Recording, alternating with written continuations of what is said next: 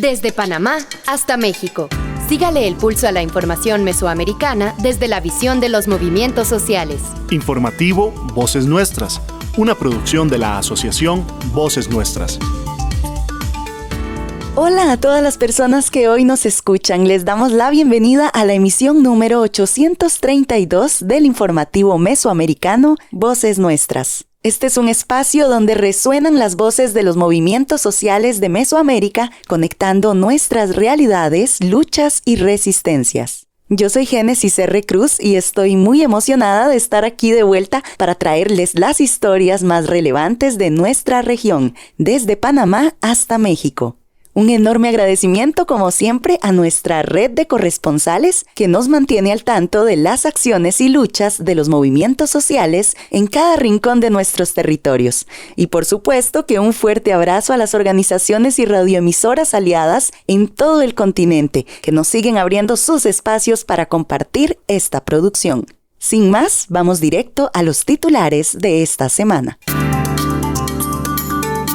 En Guatemala, integrantes de Codeca suspenden actividades y se manifiestan en la capital exigiendo acciones concretas al presidente Arévalo.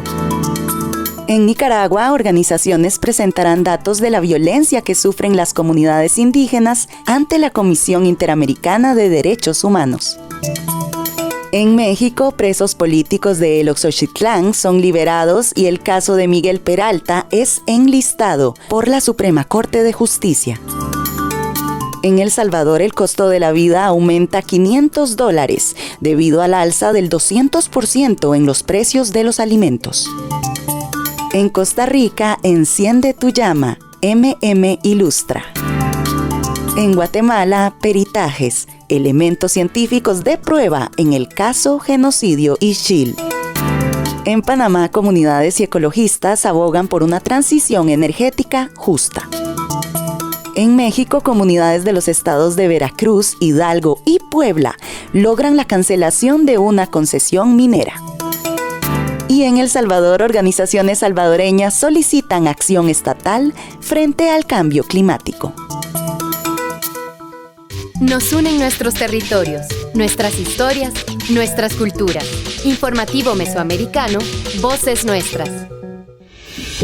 Mi nombre es Brisa de Angulo y soy la directora ejecutiva y fundadora de A Breeze of Hope Foundation. Hace 76 años, por primera vez en la historia, se reconoció que los seres humanos teníamos derechos humanos y se creó la Declaración Americana de los Derechos y Deberes del Hombre. Y las personas que trabajaban en derechos humanos y activistas se dieron cuenta de una triste realidad.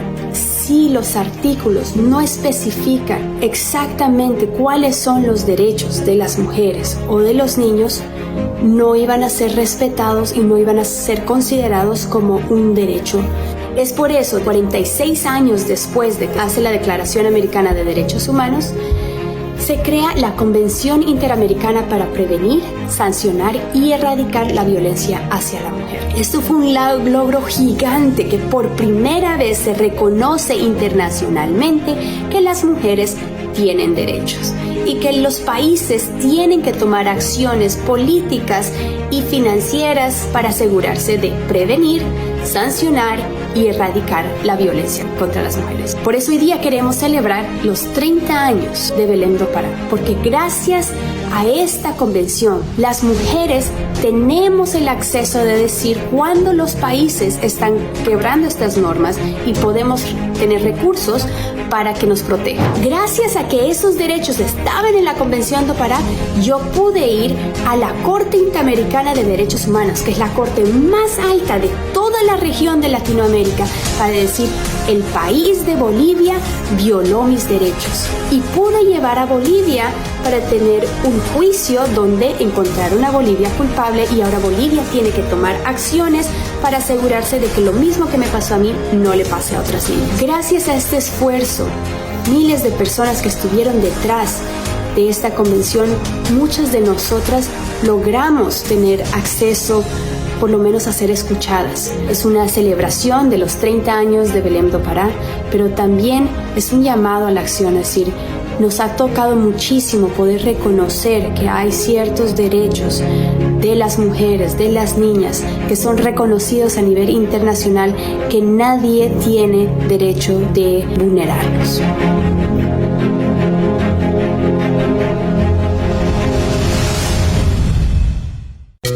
En Guatemala, las mujeres y hombres que integran el Comité de Desarrollo Campesino, CODECA, suspendieron sus actividades laborales, familiares y comerciales para salir desde tempranas horas de sus comunidades y participar en una manifestación pacífica en la ciudad capital de Guatemala, realizada el pasado 10 de julio.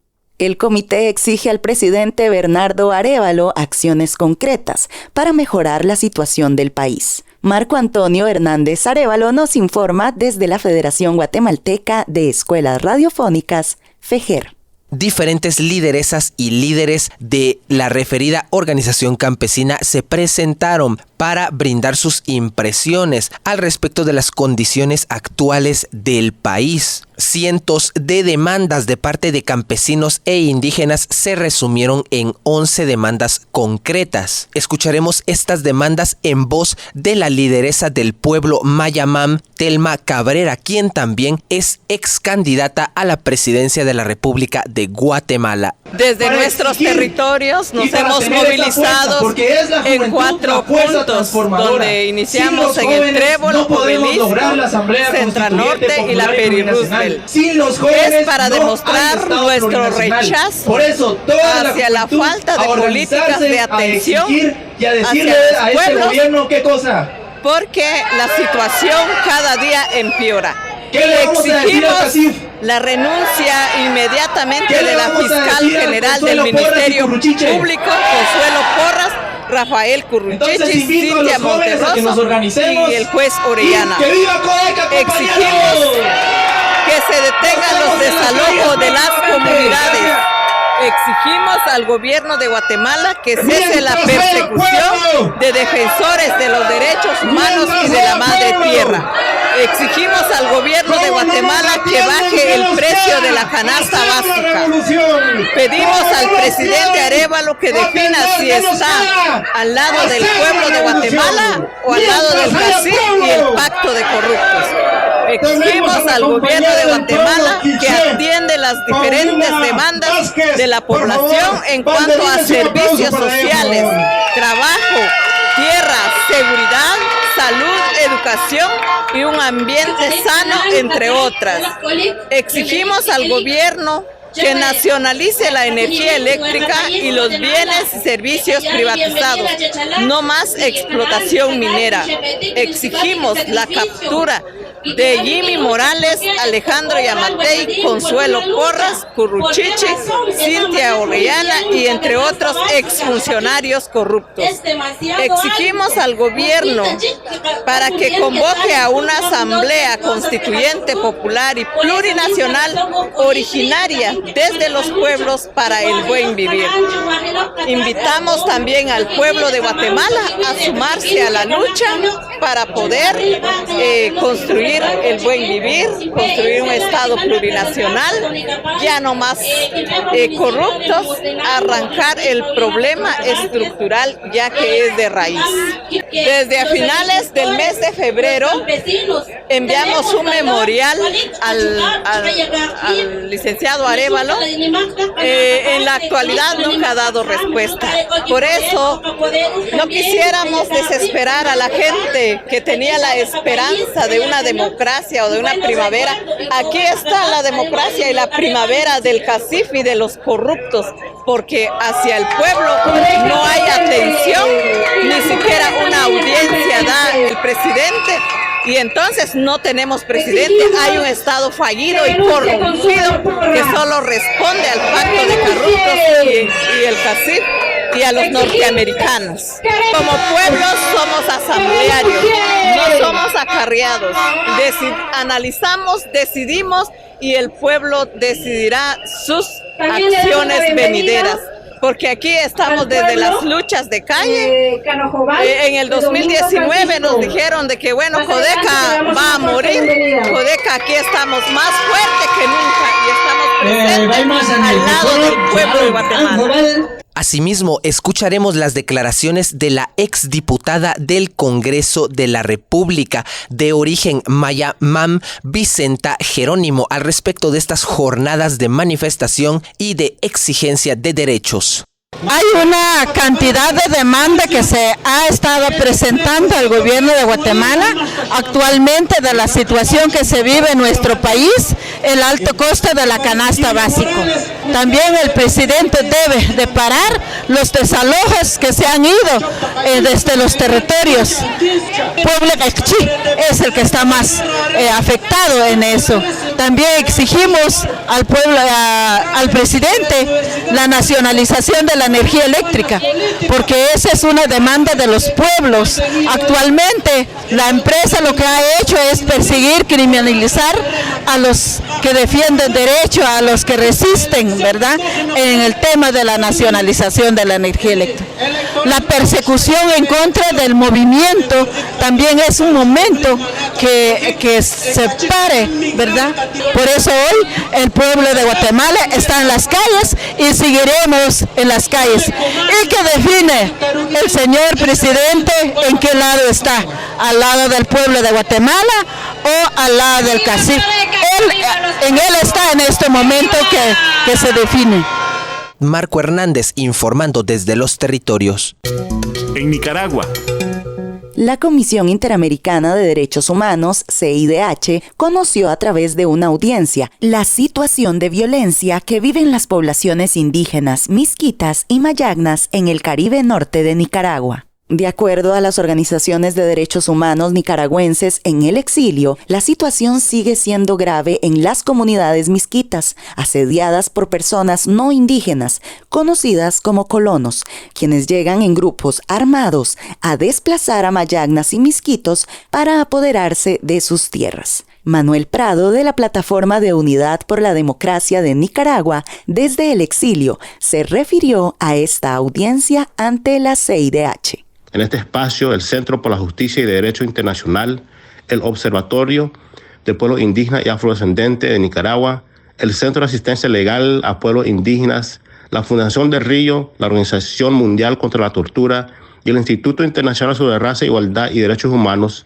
presentarán ante los comisionados datos actualizados sobre la situación de violencia y represión que viven las comunidades como parte del despojo de sus territorios por parte de terceros colonos paramilitares con directo del Estado de Nicaragua. Esta situación es nueva. Desde 2015 los ataques en contra de la comunidad han recurrido, por lo que tanto la Comisión como la Corte Interamericana de Derechos Humanos han dictado medidas de protección a favor de los pueblos misquito y mayagna.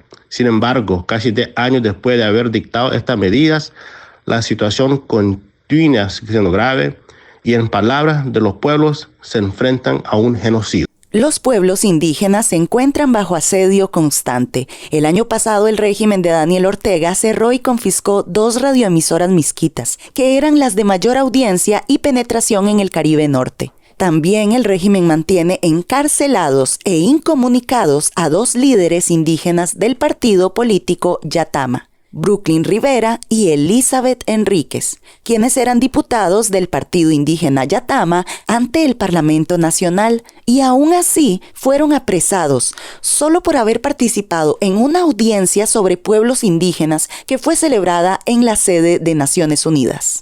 Las poblaciones indígenas misquitas y mayagnas esperan que haya más presión sobre el régimen de Ortega para que acate las recomendaciones de los organismos internacionales de derechos humanos y atienda las recomendaciones para garantizar la seguridad y la estabilidad de las poblaciones indígenas nicaragüenses.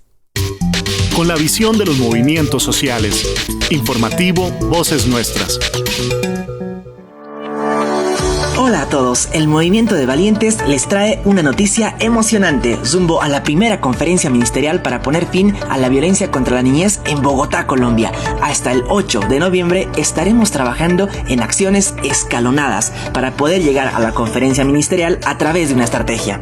Colombia y Suecia se pusieron de acuerdo para que este 7 y 8 de noviembre se pueda llevar a cabo la primera conferencia ministerial mundial, donde se tomarán decisiones en una agenda para la próxima década. Necesitamos participar de este evento y para ello debemos prepararnos. la iniciativa Tu Zero. Este evento se realizará en Bolivia del 16 al 20 de julio. En este participarán activistas de diferentes países para poder fortalecer sus habilidades de incidencia política, que son herramientas necesarias para formular y presentar propuestas de políticas públicas en la conferencia ministerial.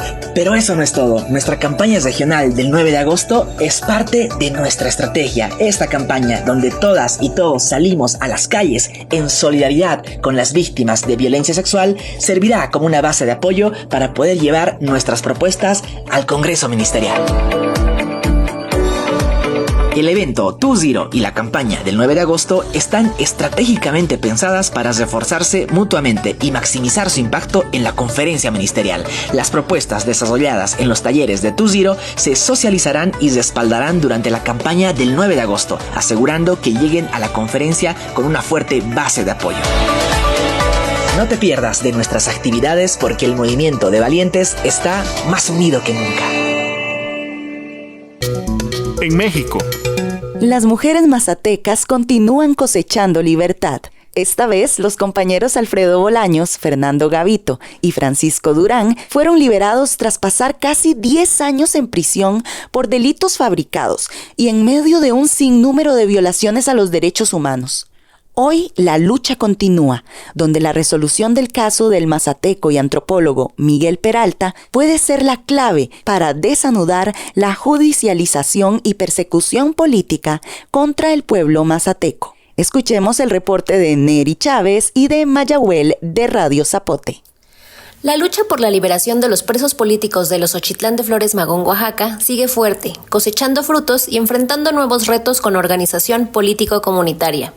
El pasado 13 de junio, las mujeres mazatecas por la libertad lograron la libertad de los compañeros Alfredo Bolaños, Fernando Gavito y Francisco Durán, quienes pasaron casi 10 años en prisión por delitos fabricados y como resultado de procesos judiciales llenos de irregularidades, de violaciones a los derechos humanos y colectivos de los pueblos originarios. A 10 años de la lucha por la libertad, con más de 30 amparos ganados, con más de 25 autos de libertad ganados, con la dignidad en la frente, podemos decirle al Estado que no se atreva a tocar a uno más de los Ochitlán. Entre las irregularidades, una de las más graves es la prolongación de la prisión preventiva, pues los compañeros nunca fueron encontrados culpables de ningún delito y, como es evidente, el proceso judicial no consideró su pertenencia a un pueblo originario, el mazateco, y mucho menos el hecho ampliamente demostrado de que la persecución judicial se desarrolla en un contexto de intromisión en lo comunitario por parte de partidos políticos y la familia caciquil Cepeda. Escuchemos las palabras de los compañeros liberados. Pues en nuestro país que ha pasado, ha sucedido muchos casos en donde por tal de callarnos, ¿no?, por defender a nuestro pueblo, por defender a nuestros compañeros y compañeras, por defender a nuestra región, nuestro lugar de origen, somos reprimidos ante un Estado que de esta manera resuelve las cosas, resuelven las diferencias que hay en todos los lugares. Pero estamos aquí de vuelta, compañeras y compañeros. Quiero que compartan con nosotros esta gran alegría. Soy campesino, he cumplido cargos públicos, he sido parte de aquí de este pueblo y soy parte de acá, soy originario de aquí de este pueblo. No tienen por qué correrme, no tienen por qué torturarme a la cárcel, así como lo hicieron conmigo, que durante muchos años me encarcelaron y aquí es donde estoy ahorita. Muchísimas gracias, compañeros y compañeras que están aquí presentes, a todos los que se esforzaron para nuestra libertad. Les agradezco infinitamente, muchísimas gracias. Soy de aquí, del pueblo, no tengo por qué apedrear a las personas, no tengo por qué hacer lo que se me acusa, porque yo no soy una persona que mata, porque por eso estoy acá. Estoy acá porque yo no debo nada. Y estoy acá y infinitamente muchas gracias a todos los compañeros y compañeras que se encuentran en esta reunión. Es lo que acaba de decir nuestro compañero Francisco. Somos libres, hermano. Nadie tiene derecho de encerrarnos. Nadie tiene el derecho de hacer lo que quiere con nosotros. Por eso, cada uno de nosotros tenemos cerebro para hacer lo que queremos, realizar nuestro trabajo, lo que sabemos hacer. Nadie tiene derecho de encerrar a otro ser humano. Mi pueblo es mi pueblo y nadie me va a correr de mi pueblo. De igual forma, ustedes son de acá, acá van a vivir, acá van a ser felices. Nadie tiene derecho de tocar. No se dejen, ánimo, no tengan miedo. La lucha sigue, la vida sigue. Hoy soy libre, nuestro pueblo es libre. Gracias, hermanos. Muchas gracias. Por otro lado, el miércoles 19 de junio, la comunidad de El Xochitlán, el colectivo Libres Ya, las Mujeres Mazatecas por la Libertad, otras organizaciones aliadas, familiares y amigues se manifestaron en las inmediaciones de la Suprema Corte de Justicia. Manifestación que tenía como objetivo la presión política para el fallo a favor de la libertad del antropólogo mazateco Miguel Peralta, preso político que sí fue condenado a un poco más de 50 años por delitos fabricados y también en un proceso lleno de anomalías como la negación de su presencia en las audiencias en las que se discutía su caso, entre otras violaciones a sus derechos humanos. Sabemos que la denunciante Elisa Cepeda Lagunas ha escalado el poder. Ella construyó a lo largo de estos 10 años un discurso de víctima, un discurso que le encumbró como defensora de los derechos humanos, derechos de las mujeres, y vemos en la realidad que eso es totalmente falso. En su actuar miramos que lo único que le ha interesado es ascender al poder, hacer esa alianza, tejer esa red de apoyo que más tarde, en el año 2022, vemos cómo da resultado. Después de casi 6 años de proceso penal, Miguel Ángel obtiene su libertad en el año 2019. En 2018 lo habían condenado a 50 años de prisión. 50 años de prisión por 2 delitos que no cometió. Nosotros como defensa apelamos esa resolución y se repuso el procedimiento. Se repuso el procedimiento hasta una etapa que se llama de la audiencia final.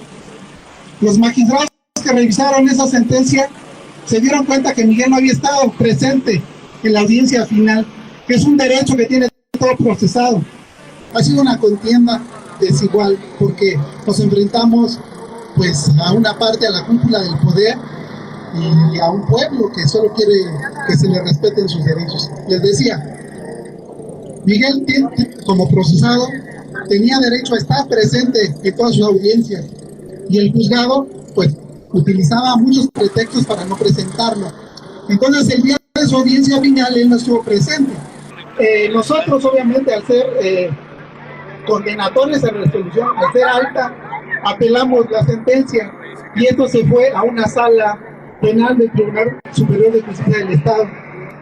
Uno de los argumentos del juez es que no está determinada la participación de Miguel en esos hechos que supuestamente le imputan, y el 19 de octubre del 19 le decreta su libertad ante no poderse acreditar su responsabilidad. Automáticamente, como las sentencias de libertad, Elisa Cepeda y su papá Manuel Cepeda apelan esa sentencia.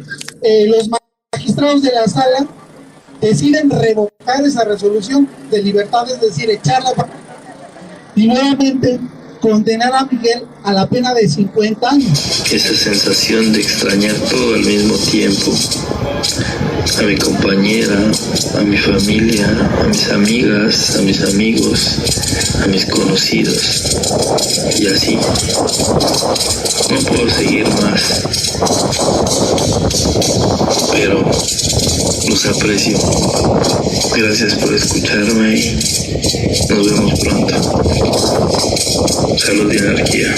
Finalmente, el caso de Miguel Peralta no fue visto en la sesión del 19 de junio, pero sí fue acogido en la agenda de la Suprema Corte de Justicia.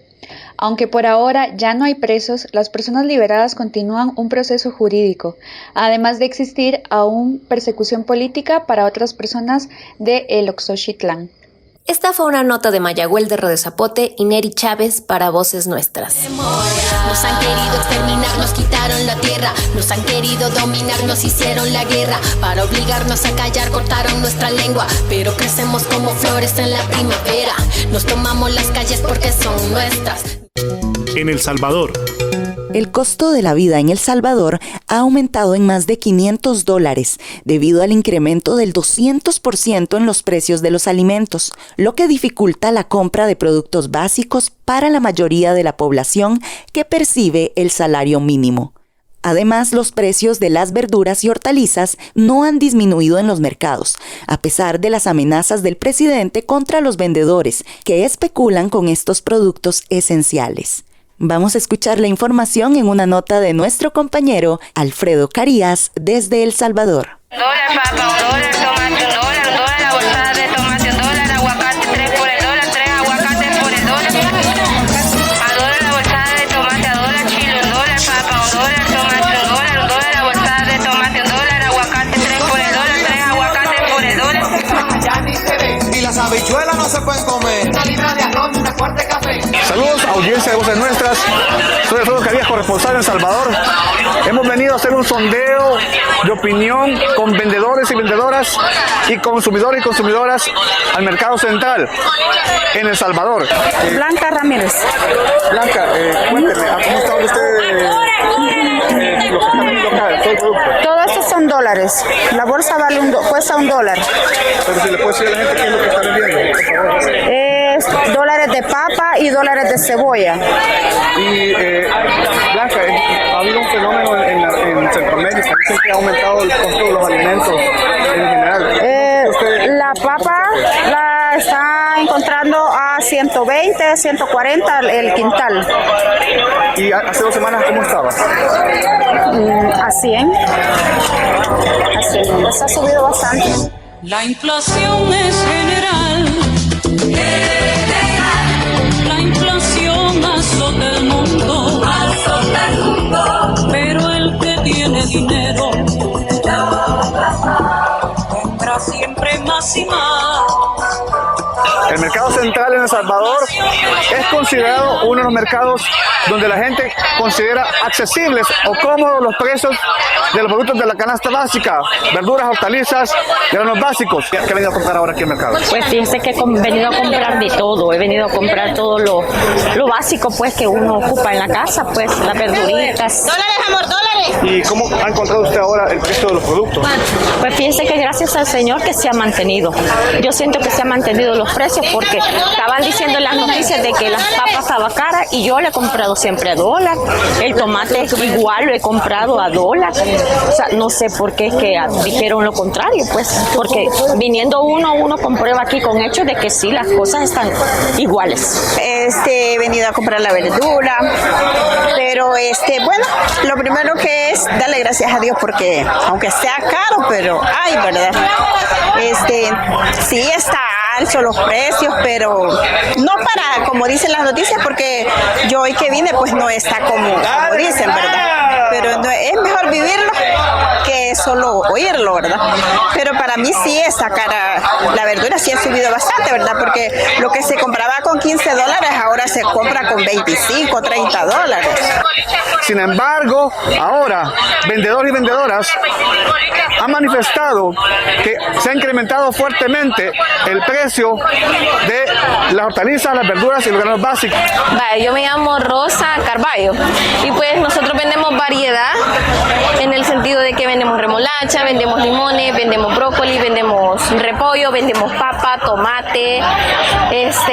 Debido a que hay cosas que han incrementado el precio, no las podemos tener porque nosotros buscamos para los clientes lo más accesible, ¿ya me entiendes? Porque han subido mucho los precios, pero nosotros tratamos de darlas lo más accesible, aunque no le ganemos. Esto hace un efecto cascada que los vendedores y vendedoras no tienen otra opción que aumentarle el costo en productos a los consumidores y consumidoras, o en todo caso reducir el producto que venden.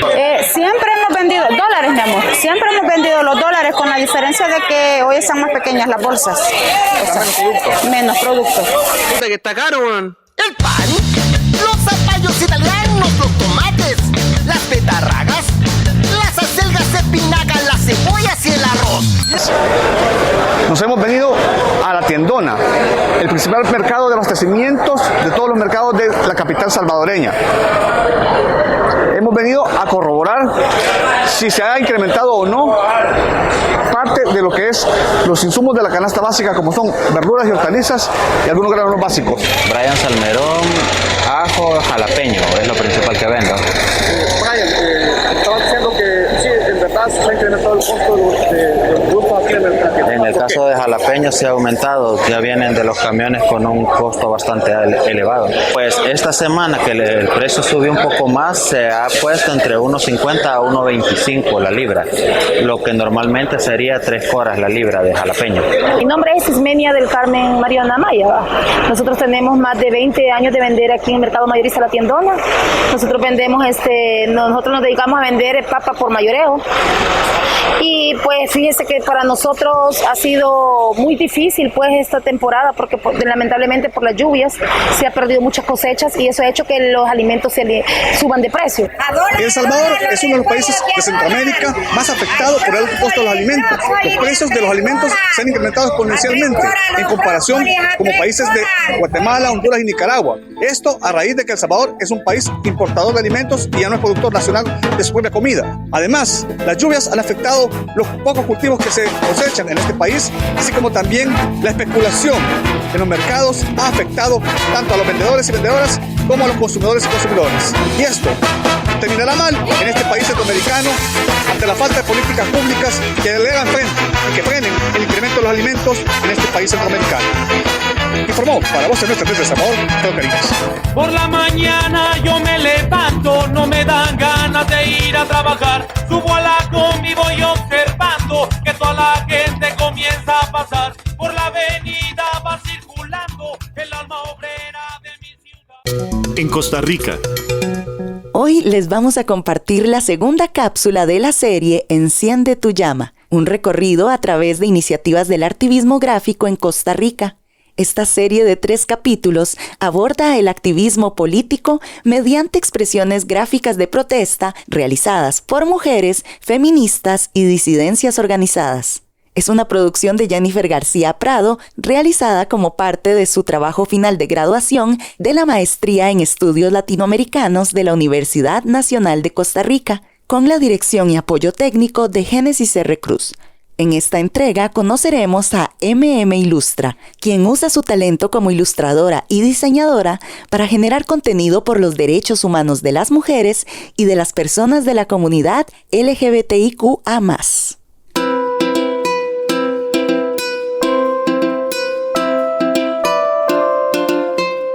Vamos a hacernos el tiempo para revolucionar. Mi nombre es María Matamoros y me conocen en las redes sociales como MM Ilustra. Estamos en este momento en mi casa, que es mi espacio creativo y mi lugar seguro, y les voy a contar un poco de lo que hago y de lo que soy.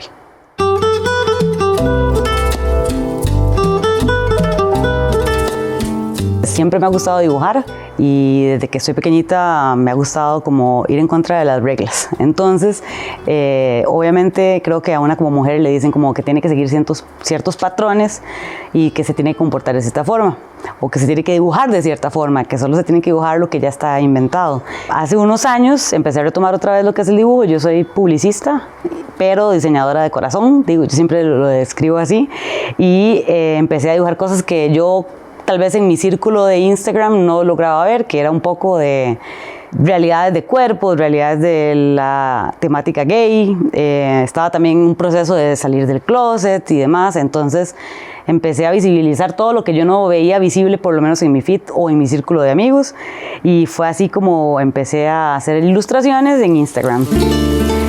Es chiva porque uno hace como un cierto tipo de comunidad entre la mayoría de mis seguidoras son mujeres, entonces se va haciendo como un sentido de comunidad Por ejemplo, hubo una época que empecé a hacer unas ilustraciones de cuerpos de chicas y fue muy cool sentir que ese espacio era un espacio seguro y que ellas, a través de las conversaciones que se mantenían en Instagram, podían sentirse cómodas y que podían también expresar lo que yo también estaba pensando con la idea original del proyecto, que era como de que no todos los cuerpos somos iguales, que por qué tenemos que vivir bajo una norma social de que las mujeres nos vemos de cierta manera, que si yo quiero, o sea, raparme la cabeza no me hace menos mujer. Y entonces me he dado cuenta que no solo yo también obviamente hago ilustraciones de cosas que pasan o que tienen incidencia, sino que también empecé a conocer, gracias a la exposición, otras personas que también hacían ilustraciones o que también se desarrollaban en el arte, y eso me permitió también conocer experiencias nuevas. Mi violencia o mi historia de vida como mujer no es la misma de una persona de Cañas. O sea, ella no va a tener los mismos recursos que yo. No todos sufrimos el mismo tipo de acoso. No todas las mujeres somos iguales, volvemos al mismo punto. Entonces, al plantearme la pregunta de que qué más es necesario o que sí se visibiliza, pero me parece que esto va a seguir pasando hasta que las autoridades correspondientes tomen las acciones y exista un proceso en el cual, si hay una acción, esa persona pague y no se deje en libertad. Entonces, me parece que nunca hay que dejar de visibilizarlo ni de recordarlo, e inclusive en los círculos más cercanos, que creo que ahí es donde empieza la educación, no quedarse callada. Ese es el primer paso, creo yo, como decir algo o alzar la voz. Creo que es nuestro trabajo como personas, no ni siquiera como mujeres, como humanos, empezar a educar a las personas con respecto a estos temas, porque desde ahí es donde hace uno que las personas más jóvenes empiezan a entender que ellas también tienen derechos y que son cosas que no se tocan.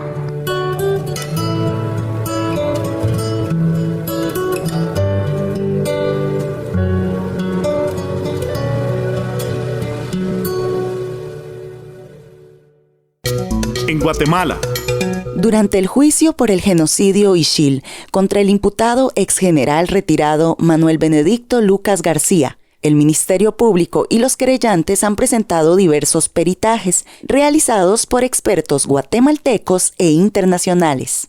Los peritajes constituyen investigaciones y representaciones científicas que proporcionan al tribunal elementos para esclarecer hechos que trascienden la mera aplicación del derecho. Las elaboraciones periciales realizadas por la Fundación de Antropología Forense de Guatemala incluyen dinámicas de entrevistas previas a las excavaciones.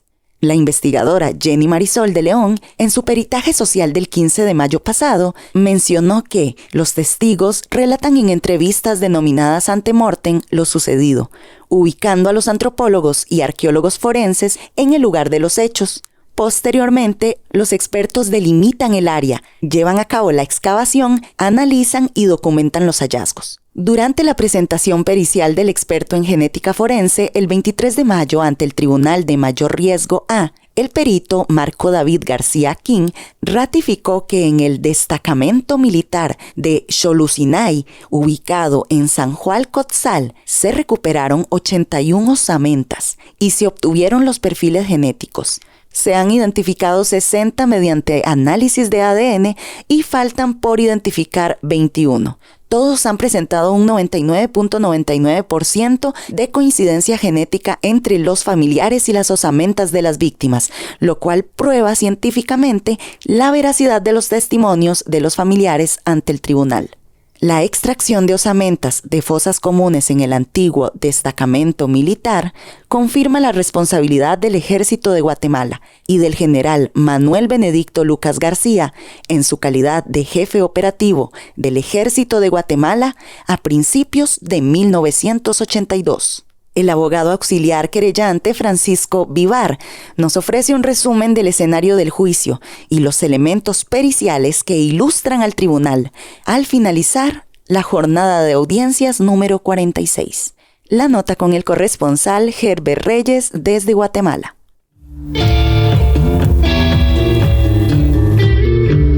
Licenciado Francisco, ¿en qué punto se encuentra el caso de genocidio Ixil contra el imputado Manuel Benedicto Lucas García? Actualmente se han desarrollado más de 40 audiencias, entre las cuales actualmente se están diligenciando peritajes antropológicos realizados por varias instituciones, especialmente la FAFG.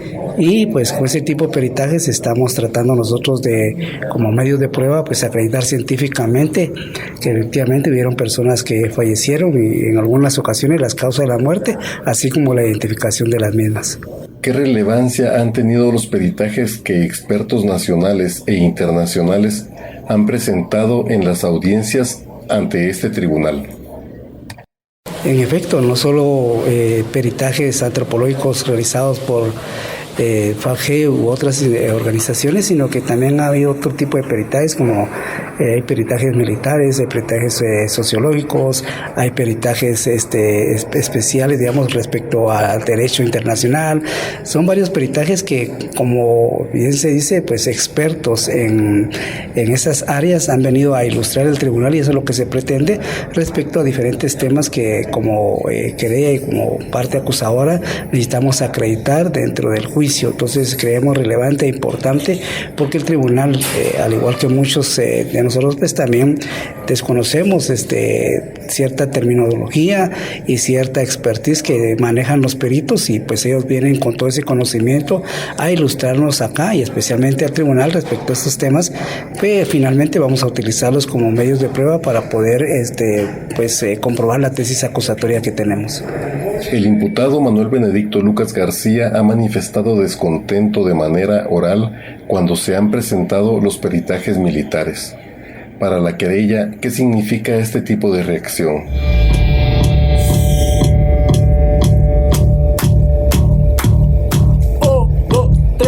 Bueno, es sencillo de entenderlo. Básicamente los peritos militares pues vienen a indicar, señalar y explicar al tribunal la responsabilidad de él como el cargo que ocupó en ese entonces, jefe del Estado Mayor del Ejército, en los hechos que se le están imputando. Por supuesto, se le molesta a él que una persona experta en temas militares venga a señalar y a individualizar su participación de acuerdo a todo el análisis documental que hacen los peritos y a la experiencia que ellos tienen.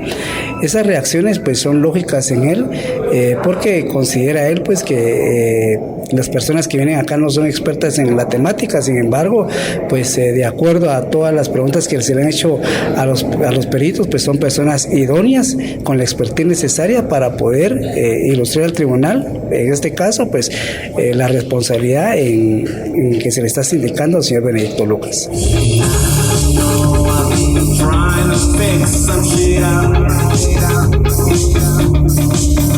¿Qué trascendencia tiene este juicio a nivel nacional e internacional?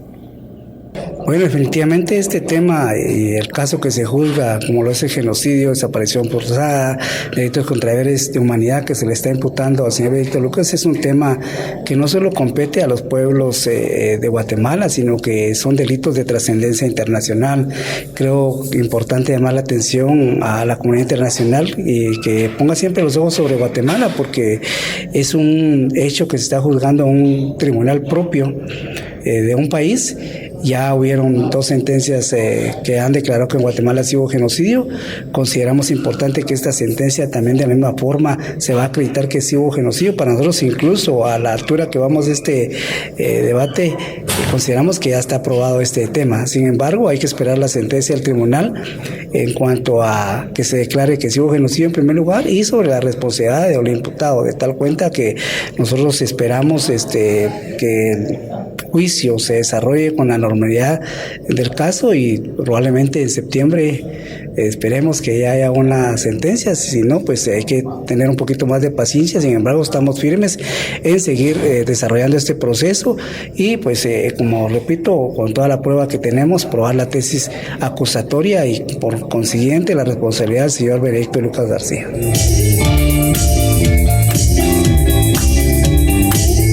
Los peritajes permiten conocer cierta terminología y expertise que al conjunto de sujetos procesales, tribunal, ministerio público, querellantes y defensa aportan a sus medios de prueba en un caso.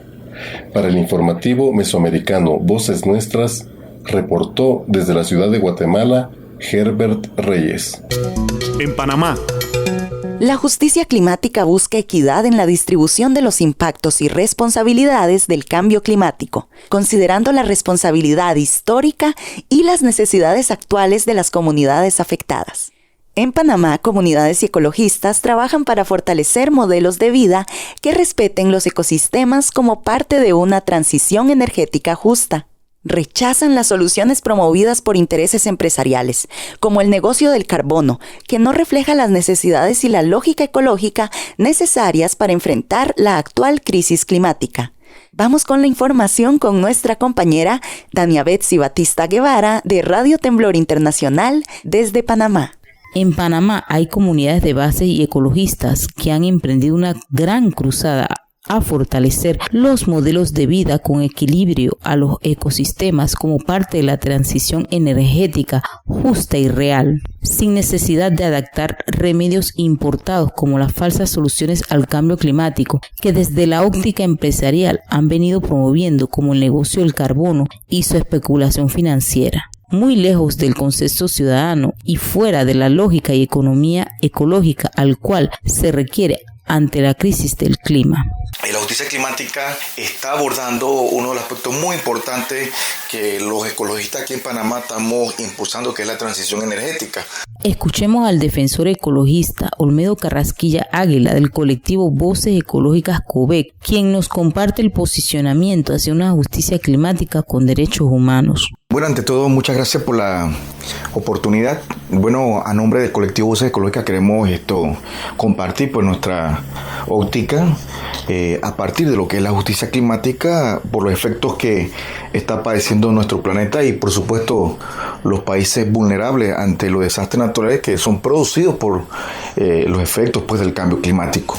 Bueno, cuando nosotros abordamos el tema de la justicia climática, la abordamos desde el punto de vista de la incidencia ciudadana o política ambiental, no solamente del sector organizado de los ambientalistas, ecologistas o conservacionistas, sino dentro de toda una pluralidad de participación ciudadana que busca pues una justicia, además de la social, una justicia ambiental. Pero definitivamente esto surge también a partir de una lucha permanente que se mantiene en nuestra región como en el mundo ante el capitalismo voraz que ha mermado los bienes ecológicos y por supuesto el porvenir de todos los pueblos, ¿no? Y es por esta razón que cuando hablamos de justicia climática se refiere a buscar la responsabilidad entre los distintos actores máxime de quienes han generado pues todo un proceso de destrucción, contaminación, producto pues específicamente de las industrias para el consumo de materia que a veces hasta ni resulta positivo ni para la salud ni para el ambiente. Entonces, en este sentido, la justicia climática está abordando uno de los aspectos muy importantes que los ecologistas aquí en Panamá estamos impulsando, que es la transición energética justa y real. A pesar de que en otros países ya se habla de transición energética comunitaria, otras colectivas, pero en el caso nuestro es por el hecho de que hemos estado viviendo en estos últimos lustros, pues, o décadas, una carencia de participación y decisión de las propias comunidades que son afectadas por el cambio climático, específicamente la sequía, las inundaciones, y es por esta razón que la transición energética justa y real se basa en eso. Primero, en valorar la participación y decisión de los ciudadanos, en este caso comunidades rurales más afectadas y que están en resistencia ante el extractivismo, por ejemplo. Y uno de los aspectos también es que de la transición energética justa y real no es solamente el hecho del consumo energético para tener luz en nuestro hogar o que los espacios de trabajo tengan electricidad, no, sino también es la opción por fortalecer los modelos de vida. Desde Panamá, soy Dania Betsy Batista Guevara, Radio Temblor Internacional para el informativo Voces Nuestras. En México. En una victoria significativa para las comunidades locales, el ejido Cerro de Socohuite y la organización de ejidos han logrado la cancelación de una concesión minera de 35,000 hectáreas. Esta concesión amenazaba con afectar a más de 30 ejidos en los estados de Veracruz, Hidalgo y Puebla en México.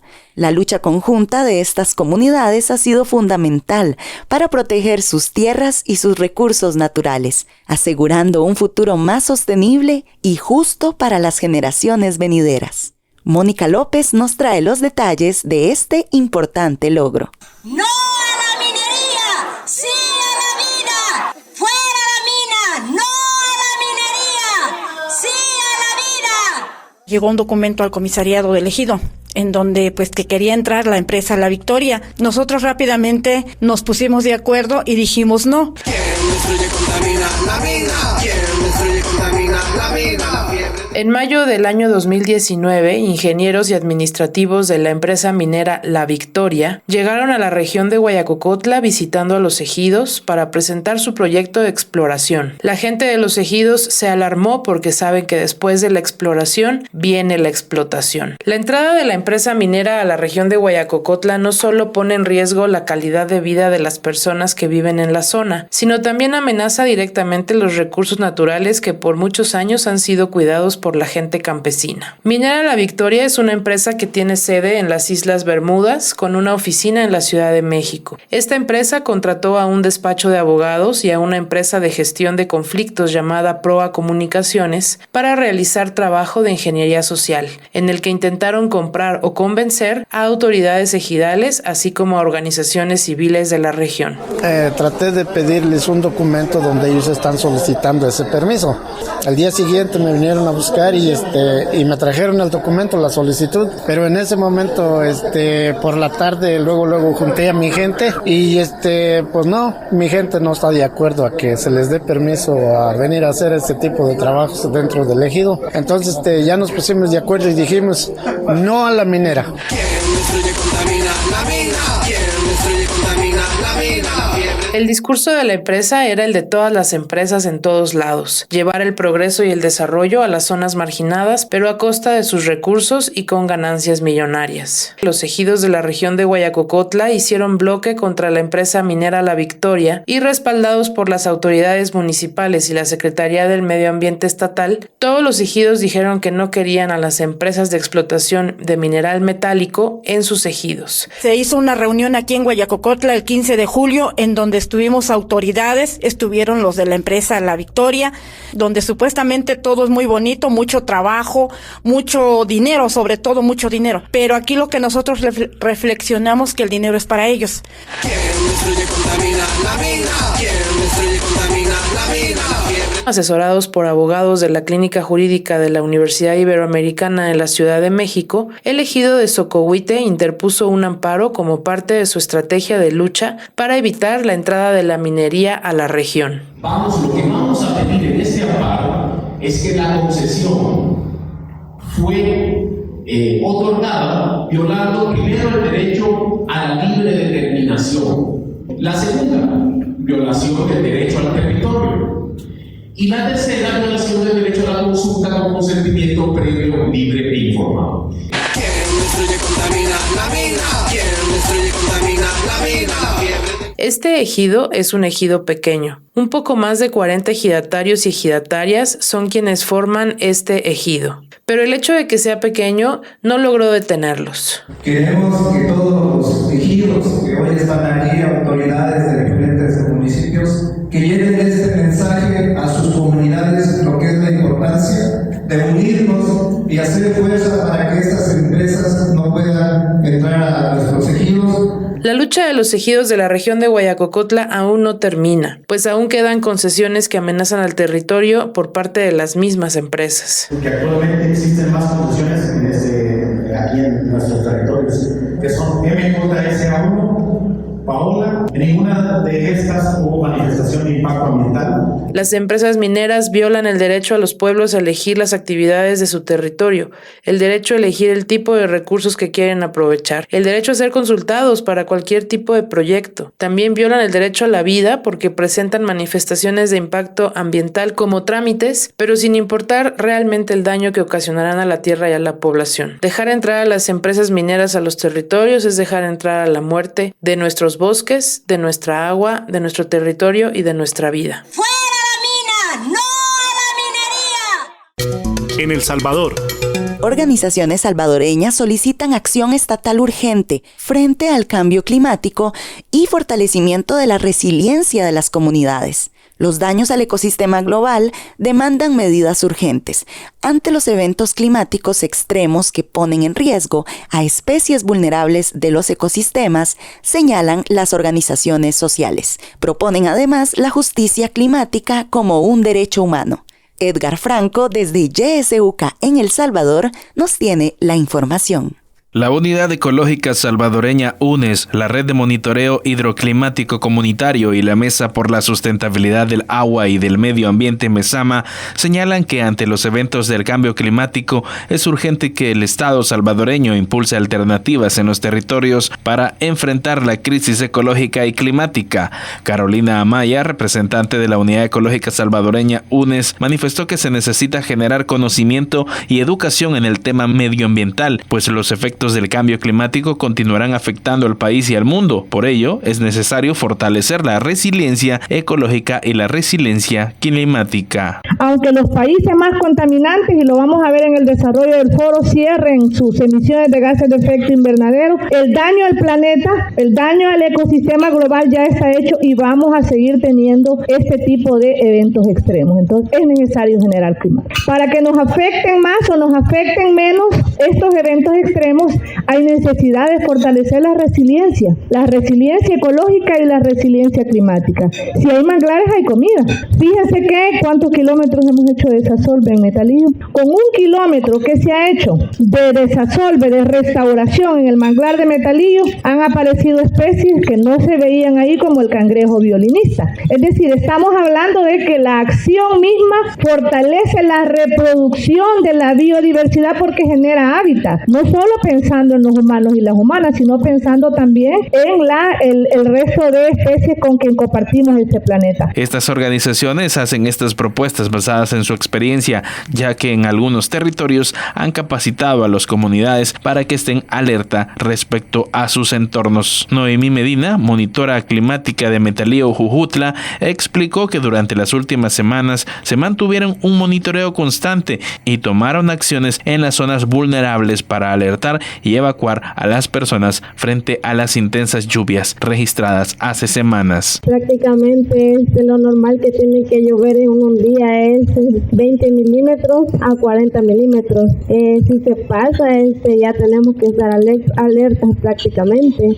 Tuvimos las cantidades de lluvia de 200 milímetros, algunas zonas subía de 200 milímetros. Se pasó prácticamente, en un día llovió lo que tendría que llover en un mes. Blanca García realiza monitoreo geofísico del manglar de Jujutla en la playa del Metalillo, en Acajutla, Sonsonate. Asegura que antes se registraban pérdidas de especies, pero desconocían los motivos. Ahora, con el monitoreo de las aguas, logran identificar las razones por las cuales algunas especies han muerto. Este aparatito es el que nosotros introducimos hacia la mitad de acá, hacia la mitad, o sea que solo se introduce eso negrito. Entonces ellos dan el pronóstico cómo está de oxígeno y cómo está de salinidad. Entonces es una experiencia grande porque nosotros así sabemos cómo va a estar en ese tiempo, ¿verdad? El oxígeno en los manglares. Estas organizaciones subrayan la necesidad de compartir conocimientos con las comunidades para tomar acciones frente al cambio climático. Además, proponen posicionar